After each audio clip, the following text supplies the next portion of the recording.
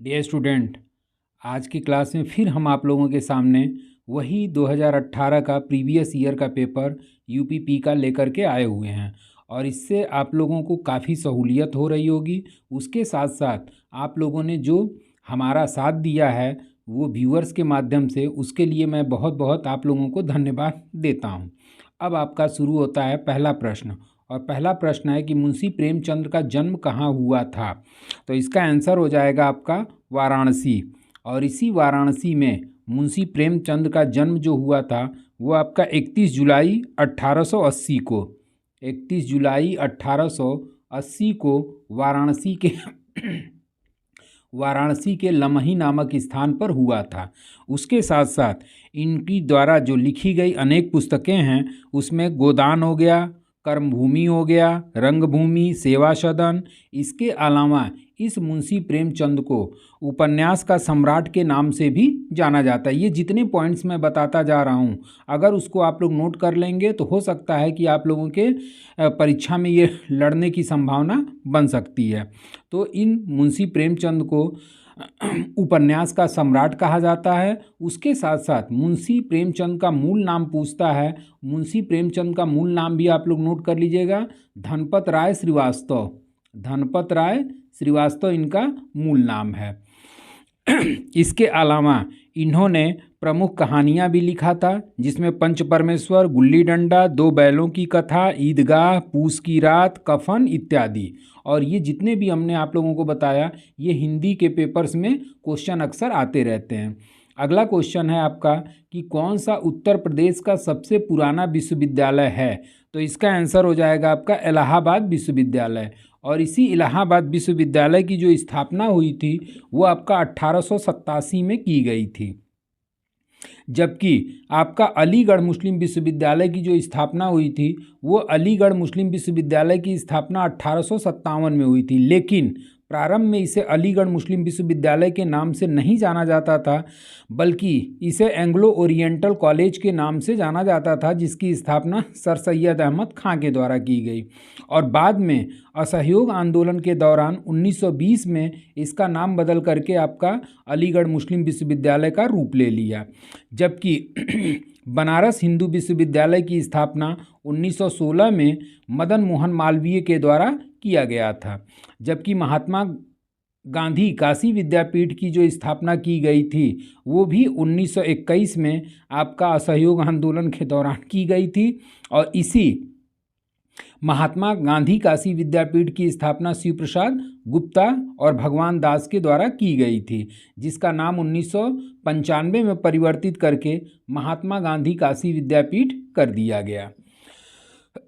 अगला क्वेश्चन पे हम लोग आते हैं, और अगला क्वेश्चन है कि उत्तर प्रदेश के किस शहर को पूर्व का ग्रासे कहा जाता है या नाम से जाना जाता है। तो आंसर हो जाएगा आपका कन्नौज। और इस कन्नौज को आपका इत्र नगरी के नाम से भी जाना जाता है। ये भी क्वेश्चन यूपी स्पेशल में कई बार पूछ चुका है। ये इत्र नगरी के नाम से किस शहर को जाना जाता है, तो आपका आंसर हो जाएगा कन्नौज। उसके साथ साथ फ्रांस का शहर है ये ग्रासो कौन है, तो ग्रासो जो है ये फ्रांस का एक शहर है। ग्रासो कौन है, तो फ्रांस का एक शहर है। और इसी फ्रांस के ग्रासो शहर की तुलना जो है वो उत्तर प्रदेश के कन्नौज जिले से की जाती है, और इसी कन्नौज को इत्र नगरी के नाम से जाना जाता है। तो आंसर क्या हो जाएगा, डी। अगला क्वेश्चन कि किस पड़ोसी देश को लैंड ऑफ थंडर ड्रैगन के नाम से जाना जाता है। तो इसका आंसर हो जाएगा आपका भूटान। और इसी भूटान को लैंड ऑफ थंडर ड्रैगन के नाम से जाना जाता है। और इस भूटान पे आपका क्वेश्चन बनता है कि भूटान को छूने वाले भारतीय राज्य कौन कौन से हैं। तो भूटान को स्पर्श करने वाले भारतीय राज्य का हम ट्रिक भी आप लोगों को अपने शॉर्ट वीडियो में दे चुके हैं, और इसका ट्रिक है आपका आप एसाई भूटान के। आप एसाई भूटान के। तो ए से आपका अरुणाचल प्रदेश, ए से आपका हो जाएगा असम, पी से आपका हो जाएगा पश्चिम बंगाल, और एसआई से आपका हो जाएगा सिक्किम। यानी कि भूटान जो है 4 राज्यों की सीमाओं को स्पर्श करता है। अगला क्वेश्चन आता है कि 2017 में कजुआ इशिगुरो को किस विद्या में नोबेल पुरस्कार प्रदान किया गया। तो चूंकि ये 2018 का पेपर है, तो इस 2018 के पेपर में 2017 का कजुआ इशिगुरो को किस क्षेत्र में नोबेल पुरस्कार प्रदान किया गया? तो इसका आंसर हो जाएगा आपका साहित्य। लेकिन इसी साहित्य के क्षेत्र में 2023 का जो नोबेल पुरस्कार दिया गया है वो जॉन फासे को, ये नोट कर लीजिएगा आप लोग, ये आने की संभावना बनती है, नोबेल पुरस्कार से क्वेश्चन आने की संभावना बनती है, क्योंकि नोबेल पुरस्कार अभी हाल फिलहाल में इसका वितरण 10 दिसंबर 2023 को किया गया और साहित्य के क्षेत्र का नोबेल पुरस्कार नॉर्वे के जॉन फासे को प्रदान किया गया। अगला क्वेश्चन कि पाकिस्तानी सीनेट में विपक्ष की महिला नेत्री कौन थी? तो इसका आंसर हो जाएगा आपका शेरी रहमान।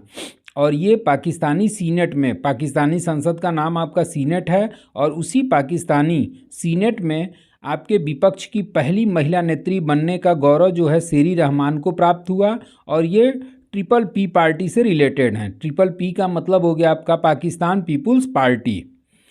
अगला क्वेश्चन आता है आपका सीकर तकनीकी के साथ भारत की क्रूज मिसाइल कौन सी है?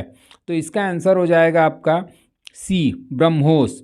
और ये जो ब्रह्मोस का निर्माण हुआ है या भारत की जो भारत की क्रूज सीकर तकनीकी के साथ भारत की क्रूज मिसाइल जो है वो है आपका ब्रह्मोस। और ये ब्रह्मोस जो है ये रूस के सहयोग से प्राप्त हुई थी और इसका जो नाम रखा गया है वो भारत की ब्रह्मपुत्र नदी। कौन सी नदी? तो भारत की ब्रह्मपुत्र नदी। और उसके साथ साथ रूस में एक नदी बहती है जिसका नाम है मस्कोवा। तो इसी ब्रह्मपुत्र और मस्कोवा को मिला करके इसका नाम क्या रखा गया है? ब्रह्मोस, जो कि सीकर तकनीकी के साथ भारत की मिसाइल के नाम से जाना जाता है। अगला क्वेश्चन आता है कि भारत और पाकिस्तान के बीच कितनी सीमा ट्रेन चलती है? तो इसका आंसर हो जाएगा आपका 2। और इस 2 का नाम आप लोग जरूर नोट कर लीजिएगा। पहला है आपका समझौता एक्सप्रेस, पहला है आपका समझौता एक्सप्रेस। और ये जो समझौता एक्सप्रेस चलती है ये सप्ताह में 2 बार चलती है, एक गुरुवार और सोमवार को। और ये कहाँ से चलती है? तो ये दिल्ली से स्टार्ट होती है और कहाँ तक जाती है? तो ये दिल्ली से लेकर के अटारी के मध्य चलती है। और इस समझौता एक्सप्रेस की जो पहली सर्विस दी गई थी वो 22 जुलाई 1976 को दी गई थी। इसको भी नोट कर लीजिएगा, स्टैटिक जीके का ये क्वेश्चन बनता है। तो समझौता एक्सप्रेस आपका सप्ताह में 2 बार दिल्ली से अटारी, जिसकी शुरुआत हुई थी 22 जुलाई 1976 को और अंतिम सर्विस इसके द्वारा दी गई थी 8 अगस्त 2019 को। और 2019 के बाद भारत पाकिस्तान के बीच आपसी संबंध अच्छे नहीं बन पा रहे थे, इसी कारण से 8 अगस्त 2019 को समझौता एक्सप्रेस को बंद कर दिया गया। और जो दूसरी रेल सेवा है भारत पाकिस्तान के बीच उसे थार एक्सप्रेस के नाम से जाना जाता है। और ये जो थार एक्सप्रेस चलती है ये राजस्थान के भरतपुर से स्टार्ट होती है और कराची तक चलती है। और ये एक तरीके से भारत पाकिस्तान के बीच सबसे प्राचीन रेल सेवा है। और 1965 में जो है ये आपका भारत पाकिस्तान युद्ध के समय इसे बंद कर दिया गया था और रेल पटरियां चूँकि क्षतिग्रस्त हो गई थी उसके बाद से इसको बंद कर दिया गया और पुनः इसको 2006 में शुरुआत की गई, लेकिन इस सेवा को भी 8 अगस्त 2019 से बंद कर दिया गया है। तो इस तरीके से भारत पाकिस्तान के बीच कितनी ट्रेनें चलती हैं? 2, दोनों का नाम हमने बता दिया। अब अगला क्वेश्चन आता है कि हाल में ही एक वैश्विक डेटा चोरी अपराध में किस कंपनी का नाम आया था? तो इसका आंसर आपका हो जाएगा इसका आंसर आपका हो जाएगा डी। इसका answer D, Cambridge Analytica. Cambridge Analytica. और ये ब्रिटिश परामर्शदाता कंपनी जो है कैम्ब्रिज एनालिटा का नाम जो है वैश्विक डाटा चोरी के अपराध में नाम इसका आया था। और यह जो है आपका इसका जो मुख्यालय है, इसका मुख्यालय जो है वो आपका लंदन में स्थित है। इसके साथ साथ आपका अमेज़न है, गूगल है, सिस्को है, ये जितनी भी हैं ये आपका 1994 में स्थापित की गई कंपनियां हैं। और इन सब का मुख्यालय जो है वो संयुक्त राज्य अमेरिका के सीएल वाशिंगटन में स्थित है। अगला पॉइंट, अगला क्वेश्चन आता है 10वां कि 15वीं रूस भारत चीन त्रिपक्षीय विदेश मंत्रियों की बैठक 2017 में कहाँ आयोजित हुई थी? तो आपका आंसर हो जाएगा नई दिल्ली। इसके अलावा रूस चीन RIC इसको शार्ट में कहते हैं RIC। आर से रूस हो गया, आई से इंडिया हो गया, सी से आपका चाइना हो गया। तो ये RIC की जो 15वीं बैठक हुई थी वो नई दिल्ली में संपन्न हुई थी। और यह RIC बैठक जो है ये विदेश मंत्रियों की एक बैठक होती है। और 2020 में भी इस बैठक का आयोजन आपका नई दिल्ली में किया गया था। अगला क्वेश्चन कि भारत में ब्रिटिश शासन के बड़े पैमाने पर ब्रिटिश शासन का बड़े पैमाने पर विस्तार सहायक संधियों के माध्यम से हुआ जो गवर्नर जनरल के शासनकाल में शुरू की गई थी। तो आंसर हो जाएगा आपका लॉर्ड वेलेजली। और इसी लॉर्ड वेलेजली के द्वारा आपका सहायक संधि प्रथा लागू की गई थी। और इस सहायक संधि को स्वीकार करने वाले जो राज्य थे वो आपका हैदराबाद, मैसूर, ये सारा पॉइंट्स नोट कर लीजिएगा। मैसूर, उसके बाद से आपका बरार के भोसले तथा सिंधिया थे। और कौन था? सिंधिया। तो इस तरीके से सहायक संधि प्रथा लॉर्ड वेलेजली के द्वारा लागू की गई थी, जिसमें हैदराबाद, मैसूर, बरार के भोसले और सिंधिया इस सहायक संधि को स्वीकार किए थे। अगला क्वेश्चन आता है कि गुरु गोविंद सिंह की मृत्यु के बाद गुरु की संस्था समाप्त हो गई थी, सिखों का नेतृत्व उनके विश्वसनीय शिष्य को सौंप दिया गया। तो आंसर हो जाएगा आपका बंदा बहादुर। और इसी गुरु गोविंद सिंह सिख धर्म के आपके 10वें गुरु थे। और 10 गुरु का ट्रिक हम शॉर्ट वीडियो में अपने चैनल पे प्रोवाइड कराए हुए हैं, उसको आप लोग देख लीजिएगा। इससे क्रम से क्वेश्चन कभी कभार पूछ देता है कि सिख धर्म के 5वें गुरु कौन थे। तो उसी तरीके से आपका गुरु गोविंद सिंह जो थे सिख धर्म के अंतिम गुरु 10वें गुरु थे। और इनके शिष्य थे आपके बंदा बहादुर। और इसी बंदा बहादुर को झूठा गुरु के नाम से भी जाना जाता है, झूठा गुरु। अगला क्वेश्चन आता है कि पाकिस्तान नाम सबसे पहले गढ़ा गया था। तो पाकिस्तान नाम सबसे पहले चौधरी रहमत अली के द्वारा गढ़ा गया था। और यही चौधरी रहमत अली जो थे ये आपके कैम्ब्रिज विश्वविद्यालय का छात्र हुआ करता था। और इसी ने सबसे पहले पाकिस्तान नाम दिया था। और ये जो पाकिस्तान नाम का प्रयोग किया था इसने now and never, are be to live are Paris forever नामक एक शीर्षक छपवाया था, लेख छपवाया था। उसी में इसने सबसे पहले पाकिस्तान नाम गढ़ा था। नाउ एंड नेवर याद रखिएगा। अगला क्वेश्चन कि रविन्द्रनाथ टैगोर ने अपनी नाइटहुड की उपाधि के विरोध में छोड़ दिया।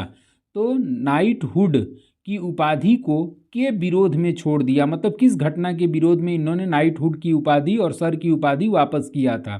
तो इसका आंसर हो जाएगा आपका जलियांवाला बाग हत्याकांड। और ये जलियांवाला बाग हत्याकांड कब हुआ था? तो 13 अप्रैल 1919 को हुआ था, 13 अप्रैल 1919। और इसी जलियांवाला बाग हत्याकांड की जांच के लिए किस कमेटी का गठन किया गया था? इसका आंसर आप लोग कमेंट बॉक्स में हमें ज़रूर दीजिएगा। अगला क्वेश्चन आता है कि आपका गोदावरी नदी का उद्भव स्थल राज्य में है।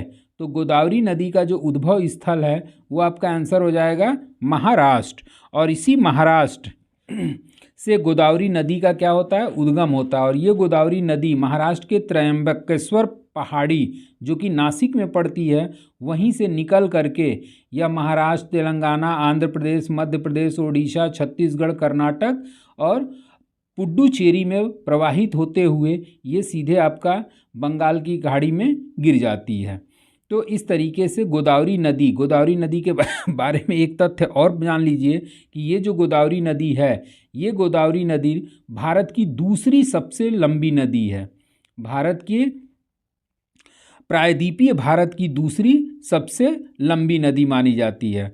और इसका प्रवाह क्षेत्र कई राज्यों से होकर के जाता है जो कि त्र्यंबकेश्वर पहाड़ी नासिक से ये निकलती है। अगला क्वेश्चन कि भारत की सबसे बड़ी मीठे जल की झील कहाँ स्थित है या कौन सी है?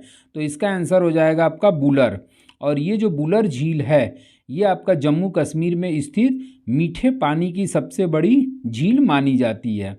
और इसका जो उदाहरण मुख्य है वो आपका गोखुर झील इसका उदाहरण है। और उसके साथ साथ यह झेलम नदी पर निर्मित है। जबकि आपका चिल्का झील जो है ये ओडिशा में स्थित है। डल झील भी आपका जम्मू कश्मीर में स्थित है। जबकि आपका लोकटक जो झील है ये भी आपकी मीठे जल की झील है। और ये मीठे पानी की झीलों में आपका वुलर हो गया और लोकटक हो गया। अगला क्वेश्चन देखते हैं, और अगले क्वेश्चन में आपका है कि भारतीय संविधान में कानून बनाने की निर्धारित प्रक्रिया काफ़ी हद तक कहाँ से ली गई है या किस देश के संविधान से प्रभावित है। तो इसका आंसर हो जाएगा आपका जापान, और इसी जापान से विधि द्वारा स्थापित प्रक्रिया जापान से लिया गया। जबकि दक्षिण अफ्रीका से क्या लिया गया है, तो दक्षिण अफ्रीका से आपका संविधान संशोधन की प्रक्रिया ली गई है। जबकि जर्मनी से क्या लिया गया है, तो जर्मनी से आपका आपात उपबंध लिया गया है। उसके बाद से संयुक्त राज्य अमेरिका से क्या लिया गया है, तो संयुक्त राज्य अमेरिका से एफआर लिया गया है। एफआर के साथ साथ आपका न्यायिक पुनर्विलोकन भी इससे लिया गया है। अगला क्वेश्चन आता है कि शिक्षा का अधिकार आरटीआई अधिनियम किस वर्ष अधिनियम वर्ष में भारत की संसद द्वारा अधिनियमित किया गया था। तो इसका आंसर हो जाएगा आपका 2009। चूँकि ये जो शिक्षा का अधिकार है ये आपका 86वां संविधान संशोधन आपका 2002 द्वारा ये 86वां संविधान संशोधन आया था, और इसी के अंतर्गत आपका संविधान के अनुच्छेद 21 में एक खंड जोड़ा गया 21 क, और इसी 21 क के अंतर्गत आपका मूल अधिकार शिक्षा का मूल अधिकार शामिल किया गया। जबकि आपका 2009 में ये अधिनियमित किया गया था, और 1 अप्रैल 2010 को ये भी मोस्ट इम्पॉर्टेंट आपका क्वेश्चन बन जाता है कि शिक्षा का मूल अधिकार कब पारित किया गया, तो पारित हुआ था आपका 1 अप्रैल 2010 को। अगला क्वेश्चन कि महाराजा सवाई जय सिंह द्वितीय ने एक खगोलीय वेधशाला की स्थापना किया था। तो ये जो महाराजा जय सिंह हैं, ये महाराजा जय सिंह ने आपका जयपुर की भी स्थापना किया था। उसके साथ साथ ये कई जगहों पर खगोलीय वेधशाला की स्थापना किया, जिसमें आपका उज्जैन भी है और जयपुर भी है। तो इस तरीके से ये क्वेश्चन थोड़ा डाउटफुल है, ऑप्शन डाउटफुल है। जबकि इसके अलावा दो ऑप्शन है कि उज्जैन में भी इन्होंने किया था और जयपुर में भी किया था। इसके साथ साथ दिल्ली में भी ये किए थे, मथुरा में भी किए थे, और बनारस में भी खगोलीय वेधशाला की स्थापना किया। तो ये आपका थोड़ा सा दोनों ऑप्शन एक साथ दे दिया है। ये एक तरीके से आयोग ने इसको 2018 में क्या माना, इस पर ज़्यादा हम टीका टिप्पणी नहीं कर सकते। और अगला क्वेश्चन आता है आपका कि यूनिवर्सल टीकाकरण कार्यक्रम के रूप में केंद्रीय स्वास्थ्य मंत्रालय ने के विरुद्ध दोहरे संरक्षण के लिए एकल टीके का शुभारंभ किया। तो इसका आंसर हो जाएगा आपका खसरा और रूबेला। और केंद्रीय स्वास्थ्य मंत्रालय ने खसरा और रूबेला के विरुद्ध दोहरे संरक्षण के लिए एकल टीके का शुभारंभ जो किया था वो कब किया था, तो 2017 में। और उसके बाद से इसी 2017 में इस संरक्षण टीके के लिए शुभारंभ किया, और इन्होंने अपना टारगेट बनाया कि 2020 तक खसरा और रूबेला के लक्षणों को समाप्त कर दिया जाएगा। अब अगले क्वेश्चन पे आते हैं कि 2011 जनगणना के अनुसार उत्तर प्रदेश के किस जिले की जनसंख्या सबसे अधिक है। तो इसका आंसर हो जाएगा आपका इलाहाबाद। जनगणना से अभी आप लोग क्वेश्चन जरूर देख लीजिएगा, क्योंकि इधर बीच की जितने भी एग्जाम्स हुए हैं उसमें जनगणना से रिलेटेड 2-2, 3-3 क्वेश्चन तक दिखाई दिया है। चाहे दिल्ली पुलिस हो, चाहे आपका एसएससी वगैरह का एग्ज़ाम हो, इसमें सब में जनगणना से रिलेटेड क्वेश्चन दिखाई दिया। तो यूपी का सर्वाधिक जनसंख्या वाला जिला आपका इलाहाबाद हो जाएगा, जो कि वर्तमान में प्रयागराज के नाम से जाना जाता है। दूसरा नंबर जो आता है आपका वो मुरादाबाद हो जाता है। तीसरा आपका हो जाता है गाज़ियाबाद। चौथा आपका हो जाता है आजमगढ़, और पांचवा आपका हो जाता है लखनऊ। तो इस तरीके से 5 ये जनसंख्या के हिसाब से हम जिलों का क्रम बता दिए, इसको आप लोग नोट कर लीजिएगा। अगला क्वेश्चन आता है कि निम्नलिखित में किस रियासत ने 1947 में पाकिस्तान में मिलने की घोषणा की थी, लेकिन बाद में जनमत संग्रह के बाद इसे भारत में शामिल होने के लिए मजबूर होना पड़ा। तो इसका आंसर हो जाएगा आपका जूनागढ़। और जब भारत आज़ाद हुआ तो आज़ादी के बाद से 3 रियासतें ऐसी थीं जो भारत में विलय करने से इनकार कर दी। एक आपका जूनागढ़, जो कि जनमत संग्रह के आधार पर विलय किया गया था। दूसरी जो आपकी रियासत थी वो थी आपकी हैदराबाद, और ये हैदराबाद पे सैनिक कार्रवाई किया गया जिसे ऑपरेशन पोलो के नाम से जाना जाता है। ये भी क्वेश्चन आपके परीक्षाओं में कई बार पूछ चुका है। और तीसरा था आपका जम्मू कश्मीर, और जम्मू कश्मीर के राजा थे हरि सिंह गौड़, और विलय पत्र के माध्यम से बाद में भी इसको भारत का हिस्सा मान लिया गया। अब अगला क्वेश्चन आता है कि निम्नलिखित भारतीय राज्यों में से किससे कर्क रेखा होकर नहीं गुजरती है? तो इसका एक ट्रिक है, कर्क रेखा गुजरती है, तो कर्क रेखा गुजरती किन किन राज्यों से है? तो राम पंगु मित्र छझा, राम पंगु मित्र छझा, या फिर आपका इसी का दूसरा ट्रिक आप लोग पढ़े होंगे, मित्र पर गमछा झार, मित्र पर गमछा झार, और इसी में आपके गमछा झार, और इसी में आपका 8 राज्य छुपे हुए हैं। गमछा झार, रा से आपका राजस्थान हो गया, म से मध्य प्रदेश, पंग से पश्चिम बंगाल, गु से गुजरात, मी से मिजोरम, त्र से त्रिपुरा, छ से छत्तीसगढ़ और झा से झारखंड। इसी बेस पे आपका इसमें भी आप लोग मित्र पर गमछा झार में आप लोग राज्य का नाम निकाल सकते हैं। हालांकि इसका ट्रिक हम आप लोगों को शॉर्ट वीडियो में प्रोवाइड कराए हुए हैं, और जितना भी लगभग 2018 में क्वेश्चन आए हुए हैं उसमें से लगभग 50-60% क्वेश्चन हमारे चैनल के वीडियो में आप लोगों को प्रोवाइड हो जाएगा। चाहे शॉर्ट वीडियो आप लोग पढ़ लीजिए, चाहे पॉलिटी पढ़ लीजिए, चाहे हिस्ट्री का पढ़ लीजिए, चाहे यूपी स्पेशल का। तो हम ये आशा या उम्मीद करते हैं, गारंटी तो नहीं देते हैं, लेकिन आशा या उम्मीद करते हैं कि जितने भी क्लासेस हैं अगर उससे आप लोग थोड़ा बहुत भी पढ़ लेंगे, या जो भी हम इधर बीच आप लोगों को मटेरियल देते रहेंगे अगर उसको पढ़ लेंगे, तो 50% जीके जीएस का कोर्स आपका इससे कंप्लीट हो जाएगा। अगला क्वेश्चन कि निम्नलिखित राज्यों में किस राज्य में द्विसदनात्मक विधानमंडल नहीं है? तो इसका आंसर आपका हो जाएगा सी, तमिलनाडु, उत्तर प्रदेश, जम्मू कश्मीर, कर्नाटक, इन तीनों में है। जबकि जम्मू कश्मीर में अभी आपका हाल फिलहाल 2019 में जब 104वां संविधान संशोधन किया गया तो जम्मू कश्मीर से भी द्विसदनात्मक प्रथा क्या कर दी गई? समाप्त कर दी गई। तो इस तरीके से तमिलनाडु जो है 2018 में आपका ये द्विसदनात्मक व्यवस्था वाला राज्य नहीं था, और द्विसदनात्मक वाले व्यवस्था राज्य में इसका भी हम ट्रिक आप लोगों को प्रोवाइड कराए हुए हैं, और इसका ट्रिक है यूपी में आम बिकते हैं। आप वहाँ से देख लीजिएगा कि यूपी में आम बिकते हैं का पूरा व्याख्या क्या होता है।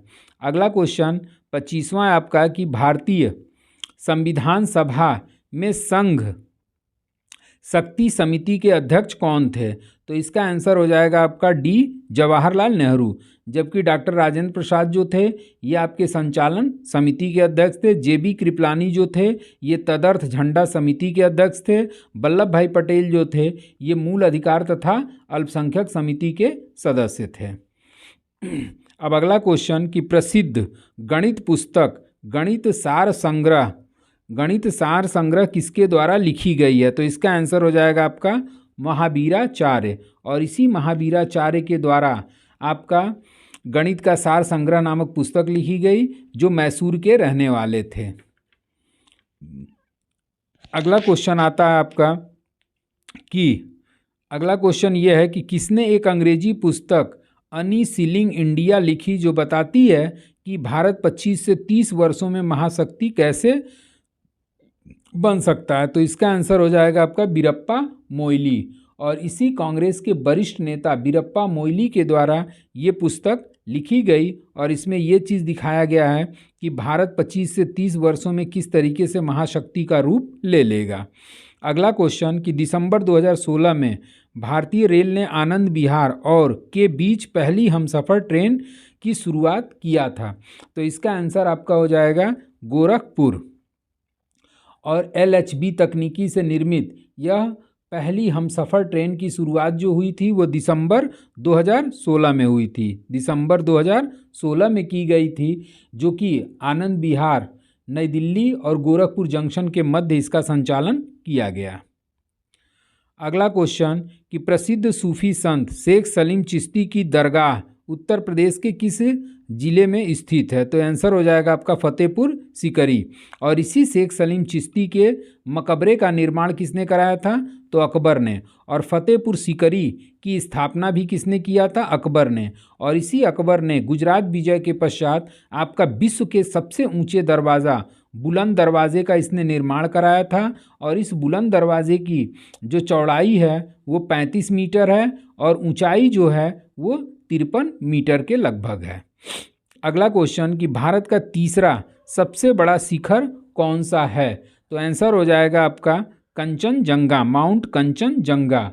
और ये जो माउंट कंचनजंगा है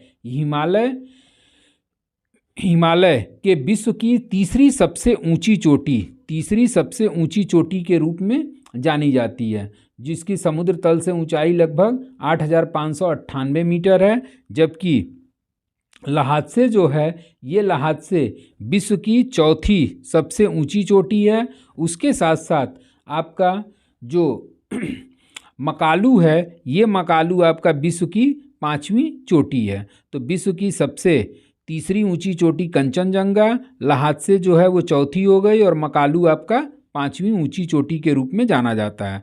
उत्तर प्रदेश का राजकीय पुष्प कौन सा है? तो उत्तर प्रदेश का राजकीय पुष्प पलाश है। और इसी पलाश को अन्य नाम टेसू से संबोधित किया जाता है। और ये पलाश के पहले उत्तर प्रदेश का जो राजकीय पुष्प था उसे ब्रह्म कमल के नाम से जाना जाता है। अब अगला क्वेश्चन ये है कि मनुष्य में पित्त का उत्पादन किस अंग में होता है? तो आंसर इसका हो जाएगा आपका सी, जिगर। और इसी मनुष्य के पित्त का उत्पादन जिगर अथवा लीवर के द्वारा किया जाता है या होता है। अगला क्वेश्चन कि राष्ट्रीय मानवाधिकार आयोग भारत में कब स्थापित हुआ? तो राष्ट्रीय मानवाधिकार आयोग जो है वो भारत में आपका 1993 में स्थापित किया गया। और इसी मानवाधिकार आयोग का जो अध्यक्ष होता है वो सुप्रीम कोर्ट का जो रिटायर्ड जज होता है वही राष्ट्रीय मानवाधिकार का अध्यक्ष के रूप में नियुक्त किया जाता है। अगला क्वेश्चन आता है कि निम्नलिखित में कौन सा रोग फफूंद या फंगस के कारण होता है? तो इसका आंसर हो जाएगा आपका दाद। और ये जो दाद है ये फंगस के कारण होता है। इसे रिंगवर्म या डेमेंटोफाइटोसिस के नाम से जाना जाता है। अगला क्वेश्चन कि किस भारतीय राज्य ने 2016-17 में भारत में उत्पादित चीनी का 1/3 से अधिक चीनी उत्पादन किया था? तो इसका आंसर हो जाएगा आपका उत्तर प्रदेश। और उत्तर प्रदेश जो है चीनी उत्पादन में अपना प्रथम स्थान रखता है, जबकि गन्ना उत्पादन में भी ये अपना प्रथम स्थान रखता है। 36वां क्वेश्चन कि भारतीय संविधान के मूल दस्तावेज को द्वारा हाथों से लिखा गया था? तो आंसर हो जाएगा प्रेम बिहारी रायजादा। और इसी प्रेम बिहारी रायजादा के द्वारा संविधान की मूल प्रति जो है वो देहरादून के शांति निकेतन में लिखी गई थी। और इसको लिखने में लगभग 6 माह का समय लगा। और जब 6 माह का समय लगा तो यह मूल प्रति 251 पेज में बन करके तैयार हो गई थी। और जब बन करके तैयार हुई तो इस मूल प्रति का वज़न 3.7 किलोग्राम के लगभग था। अगला क्वेश्चन कि विटामिन 7 का रासायनिक नाम क्या है? तो विटामिन 7 का रासायनिक नाम जो है वो बायोटिन है। अगला क्वेश्चन 38वां लास्ट आपका कि हॉकी के दिग्गज मेजर ध्यानचंद का जन्म कहाँ हुआ था? तो हॉकी के दिग्गज मेजर ध्यानचंद का जन्म जो है वो आपका इलाहाबाद प्रयागराज में हुआ था। और इस तरीके से आपका ये जीएस के 2018 के जितने भी 38 क्वेश्चन हैं फुल व्याख्या के साथ, और व्याख्या पे मैं बार बार कह रहा हूँ कि आप लोग विशेष ध्यान दीजिएगा, क्योंकि इसी टाइप के क्वेश्चन आपके व्याख्या से भी उठने की संभावना बन जाती है। तो आज के लिए बस इतना ही। Thank you so much.